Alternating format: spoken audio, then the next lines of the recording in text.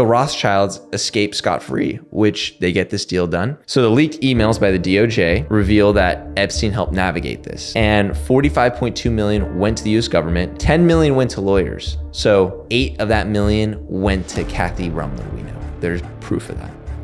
And 25 million was paid out as a finder's fee. That was to Jeffrey Epstein. He made 25 million off this. And here,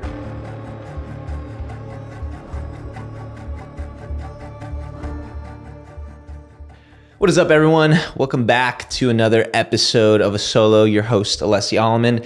Will right now is currently part of his Freemason cult and can't make it. Obviously, I'm kidding. I know a lot of you guys saw his checkerboard. He is not part of a cult, and he's clarified that, but Will can't join us this week, so I am at the stern of the ship, and I'm going to be trying to lead us in an exciting direction today because I'm bringing up an old topic that has kind of been dusted to the side, which is unfortunate since we are trying to keep covering the Epstein files. And the Epstein files have been something that I've been wanting to do just because when I spoke to Julian in January 31st, when they first came out, I was convinced the cat is out of the bag. There's no way people are not going to stop talking about this. There's no way. It's such a big story. You have the biggest names of Bill Clinton, Donald Trump. You have Israeli people involved. You have Ehud Barak. You have the Rothschilds, which is the focus of today's video, that there was no way this could get dusted to the side. In fact, this was a coin into the jar of the conspiracy theorists because they called it. They were right. There was a lot to this. However, February 28th, what happens? Iran war. Once the Iran war started, I even spoke to Julian that day. I remember calling him and discussing about this thing because he's been doing the weekly Peer Spec episodes with Joey Deef, and he told me this is going to become completely covered up and people are going to forget about it. And I was on the phone with him and I said, there's no way. There's no way. This story is too big. It's bigger than you and I. And I have to say, regrettably, he was 100% right. This story has been pushed to the side. It's been kicked down the curb. I don't know if it's been kicked down the curb in visible sight, but it's been kicked to the side where people don't care. I was recently on the Joe Pags podcast, radio syndicate host of the South. I think he's based in Texas. He's been on the radio for decades. Lovely man. We had a great conversation. We talked about Epstein. I would go watch it. We collaborated. It's on our homepage. So you guys go check that out. And I remember talking to him and some of the reception I saw, because I don't always read all the comments. I try to read as many as I can, but sometimes it becomes overwhelming and it's very difficult.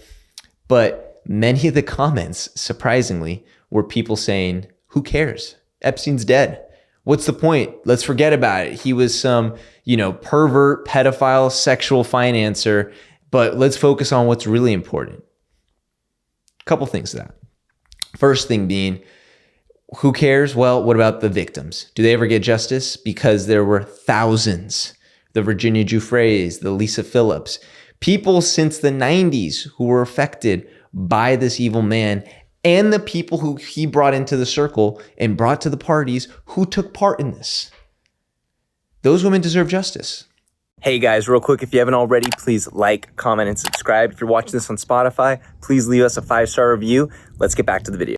The other thing being, some of these people are in our current government. Some of these people are being protected.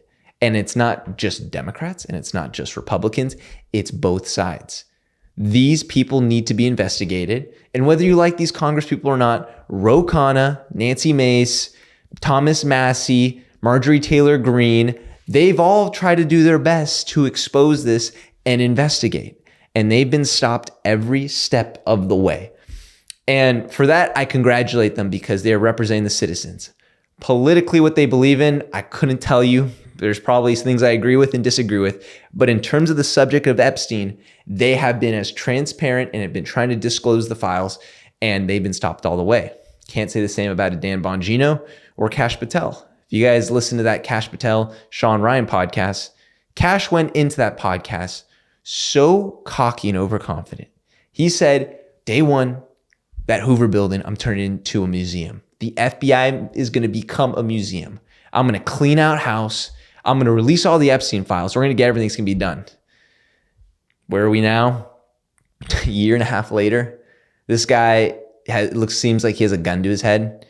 It says it's over. He went on Joe Rogan. He's been on all these other podcasts. And he said, guys, if there was someone that was going to release it, it's me. You know me. Come on. I would have told you.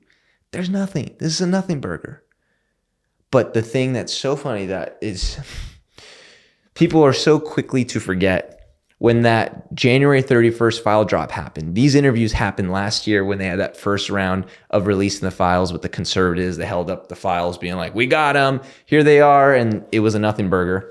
In that January 31st file release, we actually learned a lot. And congratulations to the group that actually got it done.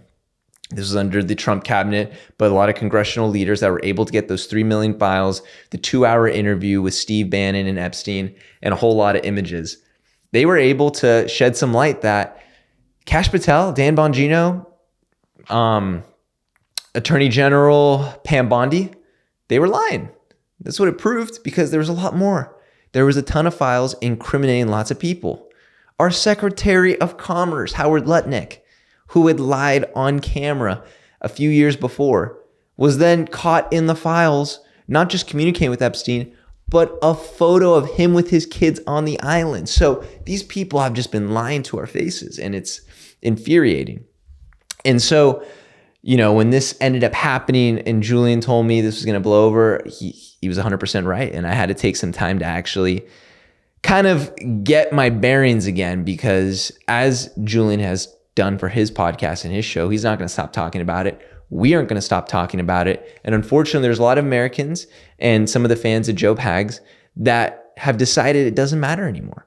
So this story needs to keep going, because justice needs to be served to these people. It's evil. As a Christian, when you see evil in the face like this, you're going to turn the other cheek. That's not what I think Jesus teaches. I think Jesus teaches you to shed light, to be the light in the world, to inspire people, to let these people know they can't keep doing this. And I'm not ignorant, naive to the idea that we're not going to get the rest of the files. Obviously, they're probably all burned. All those hard drives have been wiped. I know that. But in terms of getting justice, there was enough names in those files that we can get justice for, and they can be investigated. And there have been some investigations, but they need to go further. They need to be questioned harder. We need to use the justice system to actually expose these people that have done these horrible things. So I open all that up with today's video, which is a video that I'm actually currently in the works of making a documentary, which is going to be 10 times more in depth with more intel and information. But one I've been wanting to talk about is the Rothschilds family. So we've spoken about them in regards to the dispensationalism faith, where if you're a Christian and you believe in this end times rapture, you believe in 2 comings of Jesus Christ, 7 years of tribulation, you listen to a couple verses in Daniel 9:25 and then Revelation 3:7, you have taken this 19th century heresy of John Darby and have listened to this, that then became, escalated and grew or amplified, I should say, because of the Scofield Reference Bible, which is the best-selling Bible in history. And the Rothschilds play a role in that, not because they saw an idea, not because they funded it directly. And I think you have to make sure when you say these things, you don't throw the baby out with the bathwater, because what really is the truth in this is that the Rothschilds were behind the Oxford Press, the #1 academic press. They funded the Scofield Bible. Yes, it probably fell into their Zionist agenda, because they're Zionists and very much self-proclaimed. Lord Rothschild at the time probably saw that as a good opportunity, and it ended up being a best-selling book and reference Bible in the U.S. among the evangelical churches, and it kind of just kept growing and amplifying from there. And then you have books like the Left Behind series, the Hal Lindsey.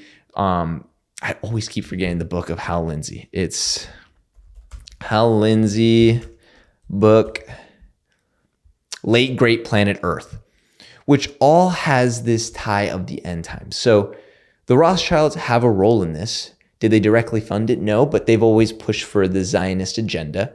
And so we've spoken about this family because they're one of the most famous wealthy banking families in history. It goes back to, I think, 1769. 1769, they were a German family, and they got situated in 5 major cities. That being Paris is one of their biggest locations, if not their biggest. London, that's the other big one. And then they were in Vienna, Frankfurt, and Naples. So those were the cities they were at. The Rothschilds family is known because they helped start seed money for countries like Brazil and Belgium. Literally, imagine they gave money to these people that were starting to be like, we'll bankroll your country. So this is trillions of dollars over time. They are a family not to mess with, and they're at the root of a lot of conspiracy theories. Some rightly so, some not rightly. I think the whole inbreeding one, I can't comment on, but it seems a bit laughable. I'm not sure if I'm buying that one, but they did do that in ancient times. But today, no, I'm not buying that. But with the Rothschilds and their connection to Epstein, which is the focus of today's video, you really want to look at a couple key figures, one of them being Ariane de Rothschild. So Ariane de Rothschild, she is the head of the Edmond de Rothschild Bank in Swiss Geneva. So Geneva has become one of their biggest locations. Why is this one important, you're probably asking? Well, the Swiss one, during the period of time we have Epstein files where they're communicating, Epstein with Ariane de Rothschild, literally communicating, it was 2013 to 2019. It was a 6-year period. And so when those files came out, it was crazy because we realized she paid Epstein $25 million. We have proof of that. I'll pull that up in a bit. On top of that, they communicated 4,400 times. That's how many times she is in the files. Just as much as Donald Trump, which that is a video that will happen in the future. I'll get to it. I just have a lot on my plate right now, but we will get to those videos. So she's a very key figure to this because it sheds light into the conspiracy of the Rothschilds bankrolling a lot of people, but also funding and, as some will put it, orchestrating global events and changing policies in the world to their benefit or to a greater benefit, a globalist agenda, as you would hear. So the first thing I want to get into about Ariane de Rothschild before we get there is those are the files we have between them. But that's 2013. My mind instantly goes to, so you're telling me Epstein in the 90s when he is this prolific access agent, blackmailing all these people, has the island. He didn't meet any Rothschilds in the 90s or in the 2000s, and it took until 2013 after his sweetheart deal in 2008. I'm not buying that. So do a little bit of research, and I want to shout out this YouTuber. Her name is Carly P. I just had her. Carly P. Riley. So I'm going to pull up her Twitter because she's done tremendous work and I haven't seen enough people congratulate her. So this is her Twitter, Carly P. Riley Show. Recommend, go check her out. Awesome show. She's done some great work and her detective skills are just awesome. She's another one like the Kathy Kazoo I had on here. There are these people on the internet, and this is one of the blessings of the 21st century with the internet. You find these online investigators that are so good at peeling the layers of the onion and getting to the root of the issue, but also finding these dimes of information that shed a lot of light on this. So I want to give her a lot of credit because a lot of this video, the research, she did the heavy lifting. And I'm just wanting to point out these things and kind of put them on a timeline so you all can understand. So one of the things that was stated, let's get back over here, is, so when I asked that question about how long did he know him, well, we do have a lot of insight. And with the Epstein files, a lot of it is you have someone saying this about them over here, someone saying this over here. You have to connect all the dots, and it can be extremely confusing because no one is just laying it out to you perfectly. The FBI, who really helped us release these files, they've made it incredibly difficult. They didn't organize it. They've just thrown a bunch of files out there. The only thing you could do is look up keywords and key names, and then you can find them. But you have to sort through them all. They've had these files since 2019 when they arrested him at the Teterboro Airport in New Jersey. They got into his New York City place. They've had the hard drives, all these files for a long time. You're telling me in the 7 years they've had it, they couldn't have organized it? Bit weird. So they've made it incredibly difficult for us to just parse through them. But taking all this information, we've learned that she and Epstein were talking from 2013 to 2019, but it goes even back earlier because there's another Rothschild at the center of this. And we have to think Les Wexner. So if you guys don't know, CEO of Victoria's Secret, some say Epstein's boyfriend. I don't know if that's true or not. Les Wexner is probably the biggest bankroller to Epstein, and they knew each other in the 90s. And he's given to Epstein arguably $200 million, just constantly giving money. He helped him get the private jet, the New York City townhouse that's right next to Howard Lutnick's. 87 gave it to him for $20 million. That's what it was listed, but did he give him for that much? Probably cheaper. So Les Wexner has been kind of a daddy to Epstein and paying him a ton of money and allowed him to live this lifestyle. And I guess was a client. So one of the emails we have here that tells us that Epstein's been in contact with the Rothschilds family because it's a big family. You have the Paris branch, I said, the Geneva, Naples. They're all related with the last name, but they're all over Europe. So Alan Dershowitz mentioned in a article, and this is the lawyer of Epstein that represented him during the 2008 sweetheart deal. And this one article said, controversial as these kinds of cases were at Harvard, they raised Dershowitz's profile and they were lucrative. As his fees continued to rise, he and his wife bought a $1 million house in Cambridge. Dershowitz likes to say that he met Jeffrey Epstein through his friend, Lady Rothschild, the former Lynn Forrester. So this was before she was a Rothschild. She married into it. In 1996, Forrester, who actually had not yet married into the Rothschild dynasty, suggested he would enjoy getting to know Epstein, an interesting autodidact.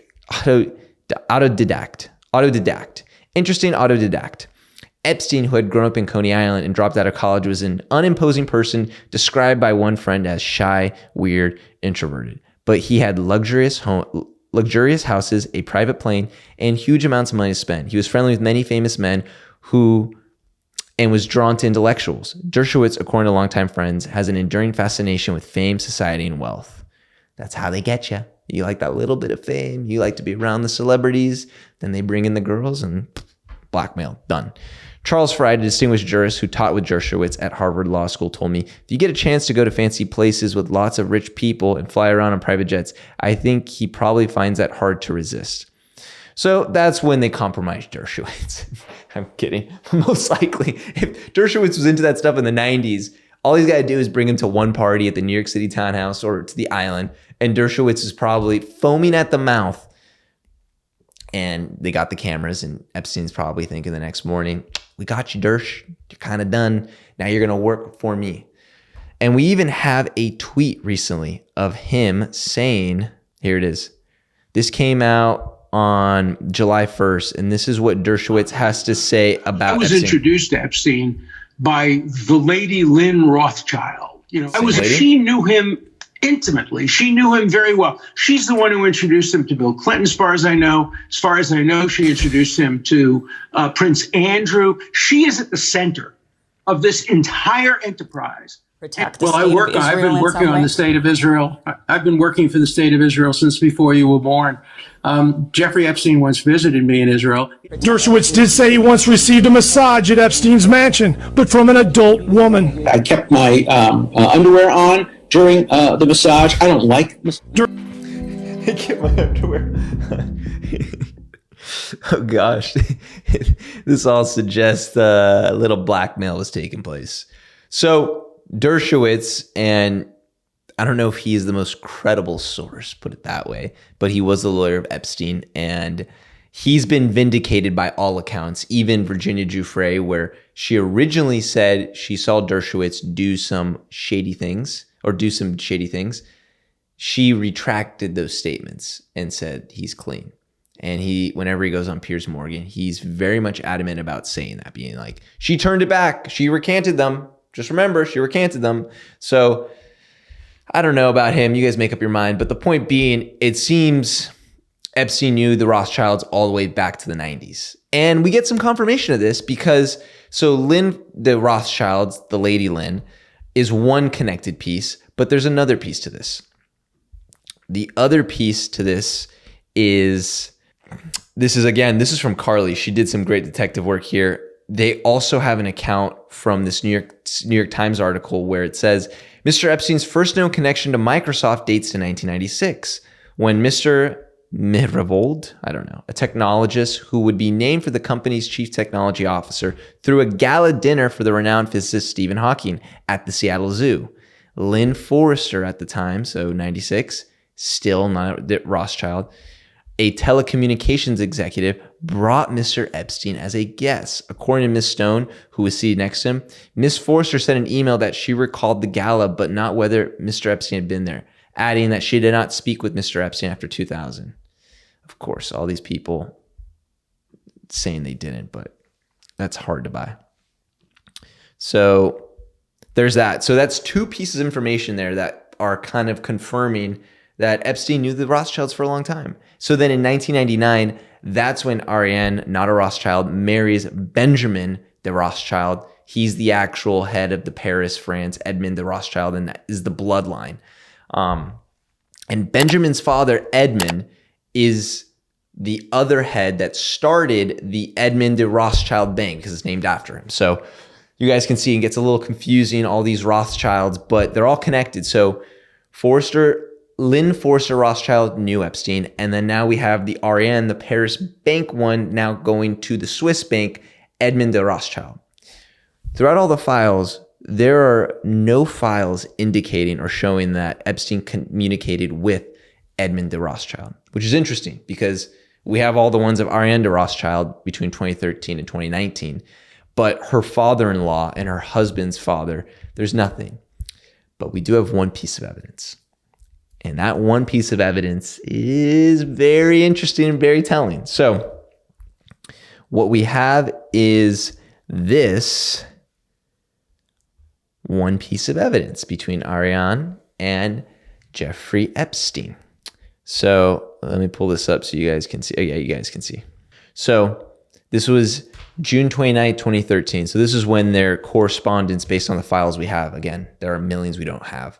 But this is when the so-called relationship starts. So it says, that was fun, and so there's no misunderstanding whatsoever. If I can be helpful, I'd be glad to. I expect no, nor do I want my financial relationship of any kind.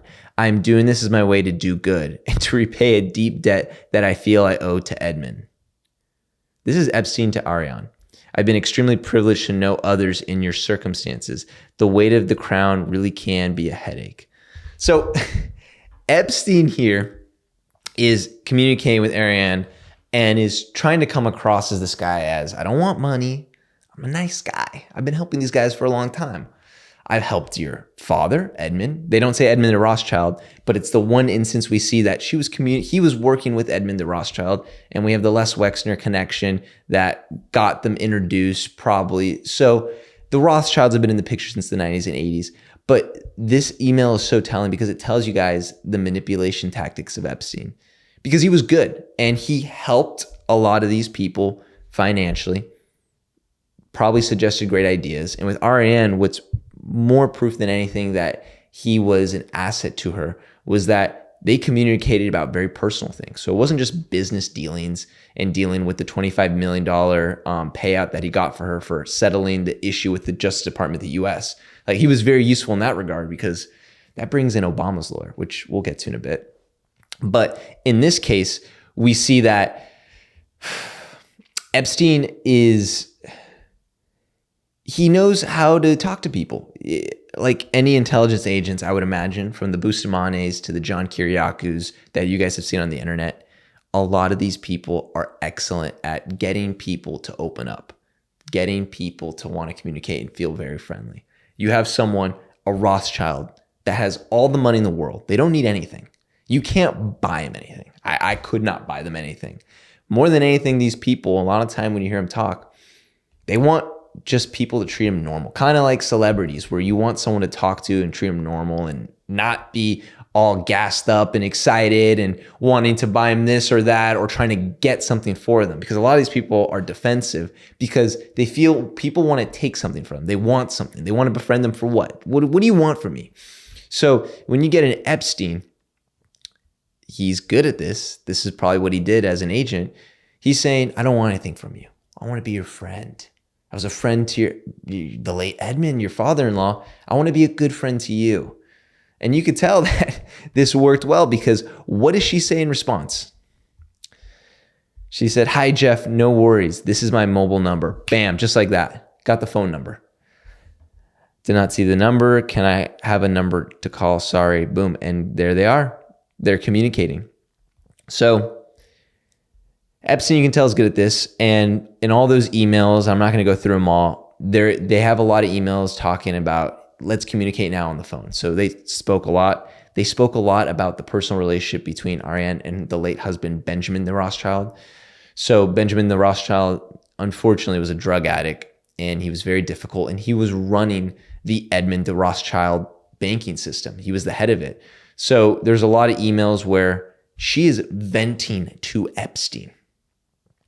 Mind you, I've always had the point of view, if you were talking to Epstein after 2008, I pretty much condemn you, because you should know better. You should know that this dude was part of something to do with underage kids and was messing around with them. Whether it be that 2008 sweetheart deal, and if you read the actual legal transcripts and what actually happened there, how he got out of this, maybe he was such a good manipulator, he could go up to you and go up to anyone he met after 2008 and tell them, hey, actually, it's not like it's written up, let me tell you what actually happened. Maybe he manipulated them. I don't know. That might be a tactic, and maybe people fell for it. I just know personally for myself, between my head and the people I know, if I found out someone was doing stuff with underage kids and even made it to the legal system, but even rumors, first off, I'd want to know, what the heck is that all about?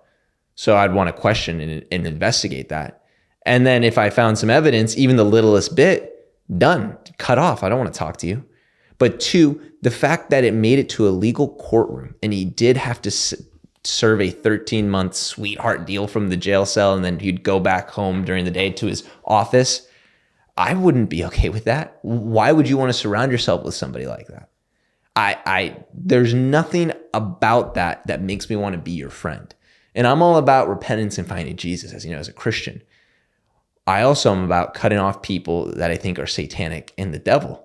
Because those people, I can't help them. They got to help themselves. They got to find the Lord. I can show them Bible. I can point them in the right direction. But if they're going to do demonic, satanic things, I don't want nothing to do with you.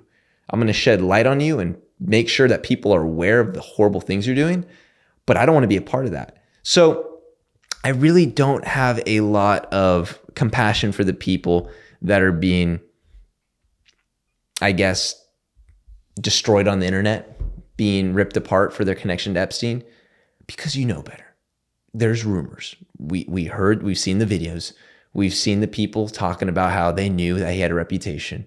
You shouldn't be hanging out with someone like that. And if you are, I don't have any remorse. I just don't. That's it. So here he is in this communication with Ariane that, you can tell his manipulation skills are top tier. And that's what made him a genius and brilliant, what he did. So I want to continue this because once her husband dies in 2021, she takes the sole ownership of the Geneva branch, and she's the head of it. And when those files came out, she essentially sent an email blast to all the people that they work with in the private industry saying, hey, my ties with Epstein, I'm really sorry. I'll make up for it. Please don't leave us. Please don't leave us. So she's pleading now. And what makes this so, it just shows you how all this is connected, because I will keep saying it. George Carlin, one big party, and we're not part of it. Because where did Epstein start? If you guys have been following these videos, in the 80s, he was part of Bear Stearns, not Bear Stearns, which I always love to say. Maybe the Bear Necessities, but he was at Bear Stearns. So at Bear Stearns, that's a Wall Street bank. He was a financial guy. Stephen Hoffenberger, the guy that was the Ponzi scheme dude in the 90s, said he was one of the most corruptible guys, bad guy, knew that he had no ethics. He was in that space with him. Who else in the 80s is in contact with? Well, the big guy that's been on TV recently, Leon Black, Drexel and Lambert, that he met him there. There's stories of them partying, and it's Wall Street 80s, probably doing a lot of blow and probably entertaining women like Epstein liked to do. And then we also have that Steve Bannon connection, which I've done tons of videos on, going down how they're all in the same circle and same connection. So the banking world is very familiar to Epstein. And this is where, I guess, was his bread and butter outside of doing the horrible things with the young girls he trafficked, was he knew banking. And they have a mention of that in that Bannon 2-hour interview with Epstein, where he tells Bannon about why the financial collapse happened and how he blames Bill Clinton. Again, I don't know if that's right or not. I'm no finance expert, but it seems like that was an area he was educated on, we'll call it. So when you have all those connections, obviously the Rothschilds run in that same circle, because Eli the Rothschild was one of the older ones. And we know through Les Wexner that Eli the Rothschild is the person that introduced Les Wexner to Epstein. So this is another Rothschild. They're all over the place. Les Wexner in this deposition, as we'll watch right here, even mentions it. Then why didn't you? After acknowledging call from, I'm in good place. I said a whole bunch. So he represented their whole families. There had been a whole bunch of people. He would say, like, I'm providing financial advice to the founders of Google. I'm providing That's financial what Epstein advice would to tell Jeff people, Bezos. I guess. I'm providing financial advice for the chief technologist at Google. Wow, I'm in good company, because these are really smart guys with a lot of money. And I get a phone call from someone like a guy named Meyerwald. Who said he was the chief technology of Google. Jeffrey has been helping me. He's financial advisor. I told Jeffrey I was building a boat. He told me to call you. You claim that you have been a victim and defrauded by Epstein, correct? Correct. Then why didn't you file charges, go after him? He used money to hurt girls and probably young men. Why didn't you do anything to recoup your name, which has been synonymous with Epstein? Look at his lips are quivering. You know your name comes up in the emails. Oh my gosh, his lips are really quivering. Could be old age, but who never met you, but your name was used consistently. I'm not sure I understand what the question to him The question is, why didn't you file any charges against Epstein Blinking a lot. of $200 million that we know of? Why didn't you go after him? Well, at the time I didn't know. And When you found out, why didn't you go he's after looking him? up. That's a tall tale sign of a lie when you go in like, I'm thinking. Is it because he was a good friend? no, You had my dad is probably laughing. No, One of the things my dad dad told me is that you don't get a pissing contest with an elephant. And running a public company for a long time, I'm not good at public relations or financial public relations. And so I would answer questions to analysts. I'd call people up and I'd tell them the truth. And what I learned in the course of my business career is, whether it was my chief of staff, the company lawyer, personal lawyers, what should I do? And the advice is, let us handle it. You don't want to get ahead of this. That is so hard to believe. I think from his body language, and I'm no body language expert, he's quivering at the lips, so much blinking. He's going, he's looking up into the sky as to find the answer, and the answer ain't there. So what does he do? Let's redirect into a story about dad. It's pretty obvious from what I'm reading there. But so Eli the Rothschild, Les Wexner said that guy in the Rothschild family introduced them in the 90s. And Eli the Rothschild, we know we don't have anything in the files about him, but we can infer he probably knew what was up. And now we have Les Wexner here, the biggest benefactor to Epstein, who gave him the most money, saying, I didn't know about it. I was aloof. So again, you can't trust these people. You can't. And it's so annoying because they're going to get away with it scot-free every single time.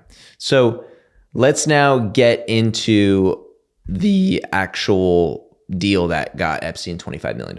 So what ended up happening was the Justice Department in 2014, this is under Obama, they were going after people with the tax evasion. You go to Switzerland, Cayman Islands, and they were cracking down on the Swiss banks that were providing this tax evasion for Americans, probably the elite, putting their money over there. And so this became a problem. And luckily enough, Ariane de Rothschild's in contact with Jeffrey Epstein starting in 2013. And they start coordinating back and forth, communicating about, I need help. Do you know anybody that can help me? And Epstein, being such the useful guy, this is the perfect opportunity to then give something to her, and he can make a little bit of dough on the side. And so what Epstein does is, where is the file? So I can make sure we pull this up. Here it is. This is the file right here. September 11, 2014, to Ariane de Rothschild and Kathleen Rumler. Now you have each other's contact, Jeffrey Epstein. So who is this Kathleen Rumler? Sounds like a familiar name. Well, it is, because she is the White House chief counsel for Obama. That's what her role was. Essentially, she was Barack's lawyer. She was the person that would advise the president on legal situations. So Epstein obviously has a relationship with Kathy, if that's just a contact right out of his Rolodex of contacts. And it's like, hey, I got a contact for you. Here you go. Boom. Sends it over. And what ends up happening, that was September 2014. December 18, 2015, boom. Justice Department announces joint resolutions with 2 banks under Swiss bank program. So just over a year later, the Department of Justice announced that Edmond de Rothschild Suisse SA and Edmond de Rothschild Lugano SA, collectively EDR Switzerland, reached a joint resolution under the department's Swiss bank program. EDR Switzerland will pay a penalty of more than 45 million. Oh no. That was like a bee sting for the Rothschilds. Probably, it can't be a bee sting, because a bee sting, you actually have the sting and it's there for a couple days and it's annoying and itchy. It was probably more like an ant sting, an ant that bites you in the leg. It kind of annoys you in the first few minutes. You're itching it, irritated, but then by that evening, you kind of forget about it. And that's what that was to them. It's nothing. This is money they can throw to the side. They could burn that money and it probably didn't mean much to them in the grand scheme of things. So that happens a year later, and the Rothschilds escape scot-free, which they get this deal done. And Kathy Rumler was able to profit off this.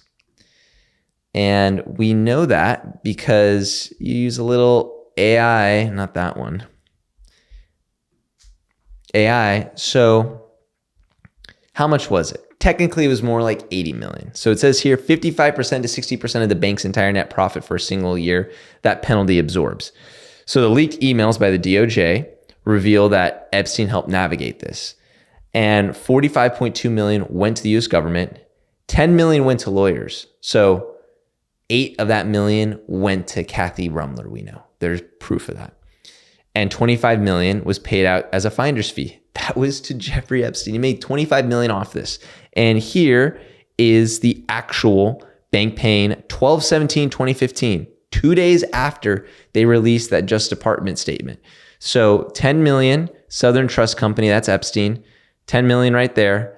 Benjamin Edmond de Rothschild, 15 million there, 25 million. And then here's all the Leon Black, where he paid him 170 million over those 7 years, which Leon won't answer and will plead the fifth. So he made a killing. And I guess Epstein is the ultimate deal maker, and he's able to get the Barack Obama lawyer to make sure this gets done, because she ended up making a ton of money. And you're probably asking yourself, isn't this corruption? Isn't this something that it's not allowed to happen? There are laws that say you can't do this, but somehow Obama's lawyer was able to get away with it. Again, if you guys watch my content, I'm going to keep harping on this one thing, which is we need to stop the infighting. Democrats, Republicans, they're all in on it. Epstein's talked to multiple Democrats, like a Kathy Rumler, a Bill Clinton, a Philip Levine, all these guys in the Democrat Party. And then he's talked to Donald Trump. We have Jared Kushner in there a few times, Steve Bannon. It's both sides. It's both sides. So stop the infighting and let's unite on this and try to just expose the people behind this thing, because it's everyone. So they get that resolution. That money's paid out. Epstein makes a killing, and he would keep doing this. But I think more than anything, the story of this Ariane de Rothschild tells us how good he was at connecting people, how many people he had in his pocket, but also his manipulation skills. Because throughout all these emails, as I mentioned, it was also very personal. And it wasn't just all business. It wasn't just financial advisor calling you on a Saturday once a month telling you you're making some money. It was, hey, how's Benjamin doing? Maybe you should try this. Oh, the Rothschilds bank's going through a structure. Let me advise you here. So it was so much give, which in terms of sales and trying to get a sale done, it's pretty genius, especially since she was the first woman and also the first person that wasn't born from the bloodline of the Rothschilds to run a Rothschilds bank. So it's a big deal. Ariane de Rothschild's a big deal. And he's advising her every step of the way. And, they have some very interesting emails there being, I miss you. I can't wait to contact you. Let's meet in Ukraine. Because I guess Epstein did what he did, and which is he listened. He probably was just very good at speaking to women. I know that sounds horrible and doesn't sound great, but if Ariane trusted him enough to make this deal happen and also talked him to 6 years continuously, that's what that tells me. So this is another thing that's fascinating. Someone was able to make a graph that shows you how much Epstein and Ariane communicated. And it starts in 2015 here. Look at that. To Epstein. She was communicating so much in 2016. And Epstein going back and forth up until he passed. This was done by this guy. So guys, go follow him. Does very good detective work as well. It's crazy. It certainly is crazy. And then there's this other viral letter, which the AF Post spoke about literally the day that dropped, talking about the Rothschilds, where, again, I think I don't know if this is completely confirmed, but this was a bombshell and it could be disputed. So the email goes, first, it turns out to be 100% true. Hitler was selling his clothes and artwork and living in a shelter funded by Jews. Epstein, Rothschild, and Gutman. No conspiracy. The Epsteins were the Vienna bankers, bought their bank on the ring, hence still Pelias Epstein. Where are you? I'm in bed with your cold. That's from Epstein to Ariane. I'm in bed with your cold. I'm going to infer there, pure spec, there was a sexual relationship. Probably maybe cheating on her husband, Benjamin, at the time. And he's an alcoholic, which is sad to hear. So this is what Ariane responds on December 31st at 9:19 a.m. Whether it is a way to say that generosity is not rewarded or that the conspiracy theory still exists is quite pathetic. So she ain't a fan of that. Epstein wrote, I thought you'd find amusing that in a Harvard class on Hitler, they told the story of when he was so poor, he lived in a shelter for the homeless and destitute. They had been financed by the three wealthy families, the Gutmans, the Epsteins, the Rothschilds. It turns out to be accurate. This doesn't prove anything. It's just them going back and forth. I don't know the history of that, maybe, but I'm in bed with your cold, I think is very telling of their relationship. Here's another email, and this shows you the closeness. Hi, Jeff. Very long day, sitting on bank board. Embers are okay, but not satisfactory to me. And I'm putting them under pressure to be more innovative about asset management funds while restructuring. I'm in a dinner with a client, fed up. I miss our talks and hope you are well. We'll be at home tomorrow night. Will you be free? And let's discuss Ukraine. Because he had emailed earlier that day, Ukraine upheaval should provide many opportunities, many.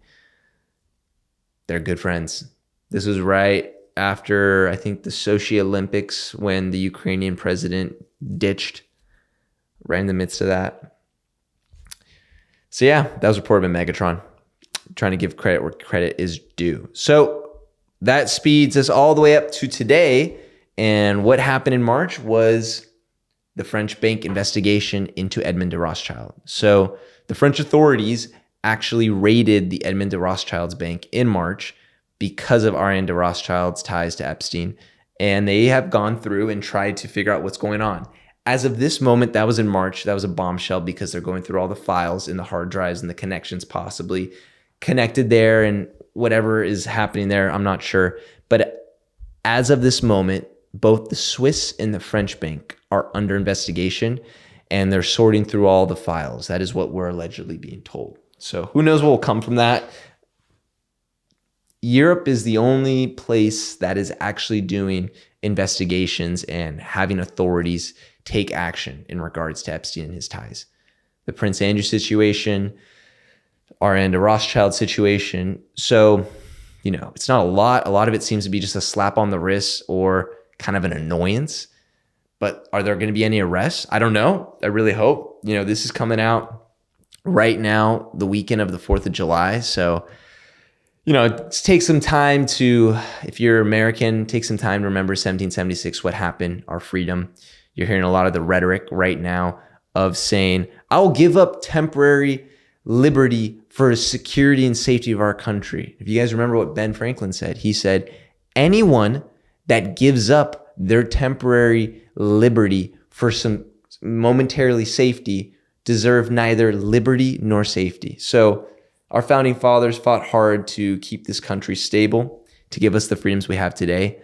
And it's hard to put in perspective when that happened 250 years ago on the date, what that was like and what that freedom costs, because we take it for granted. And that's natural in the order of life. When things are 200 years ago, our current society and people are going to forget. But moments like this, when I read these Epstein files, when I read about these elites that are doing horrible things, taking advantage of us, thinking of us as pawns and nothing more, and we're just the scum of the earth to them. We had some founding fathers, which they weren't perfect. We can say that, but they looked out for us and they got us our freedom today. And I think it's important to remember that. And, that's the only real direction we have, is enjoying what we have here, these freedoms in America. And I pray that our justice system does something. And for you guys out there listening, thank you again. Please like, comment, subscribe. This kind of wraps up the Rothschilds video, just because there was a lot on this, and I'm going to be more in depth in my documentary, but I wanted to harp on one of the most famous, wealthy banking families in the world had not just one person tied, but multiple. And it goes back arguably to the 80s, especially when we have that reference of Edmund de Rothschild in that email to Ariane de Rothschild. So this goes back, and Epstein literally writes to Peter Thiel, I represent the Rothschilds. So he's been there from the get-go, getting all that dough. So once you guys like, comment, subscribe, I encourage you guys, and this is my little bit of preaching, take out your Bible. I promise you, it's the only place you're going to find peace when you read these unnerving, very disgusting things that happen in the world, because it's a very ugly place, and it's the devil's playground. And a lot of people with the free will do horrible things. And knowing you have a source of information that is going to generate you that peace and tell you that there is something to look forward to and that ultimately good wins, it's encouraging and helps myself, and I know helps tons of people get through this. So I encourage that. So thank you again. That's all I got. Look forward to talking to you guys again next week, and looking forward to a documentary this upcoming week that should be pretty exciting. So catch you guys then. See you in the next one. Peace.